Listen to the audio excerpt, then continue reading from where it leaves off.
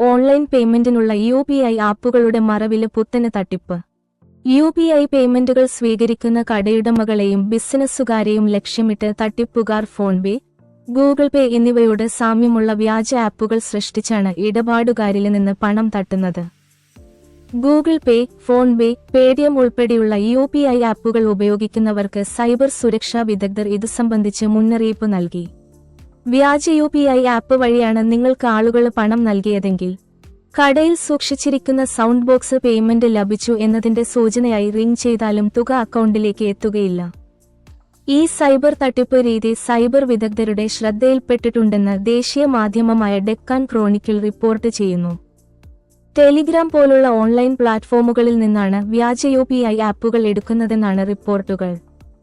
തിരക്കുള്ള സമയങ്ങളിലാണ് പല വ്യാപാരികളും ഇത്തരം കബളിപ്പിക്കലിന് ഇരയാകുന്നതെന്നും വിദഗ്ധർ പറയുന്നു.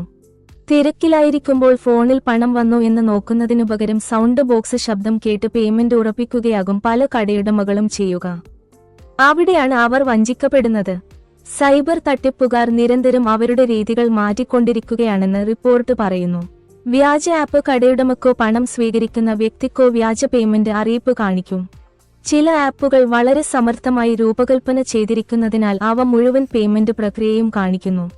കടയുടമകൾ തിരക്കിലായിരിക്കുകയും സൗണ്ട് ബോക്സുകളിലെ അലേർട്ടുകൾ സത്യമാണെന്ന് അനുമാനിക്കുകയും ചെയ്യുമ്പോൾ അവർ വഞ്ചിക്കപ്പെടും. അതായത് ശബ്ദം മാത്രമേ പ്ലേ ചെയ്തിട്ടുള്ളൂ, അക്കൗണ്ടിൽ പണം എത്തുന്നില്ല എന്ന് ചുരുക്കം. സൈബർ വിദഗ്ധർ ഇക്കാര്യം കണ്ടെത്തിയിട്ടുണ്ടെങ്കിലും ഇതുവരെ ഇത് സംബന്ധിച്ച് കേസുകളൊന്നും രജിസ്റ്റർ ചെയ്തിട്ടില്ലെന്നും റിപ്പോർട്ടുകൾ പറയുന്നു.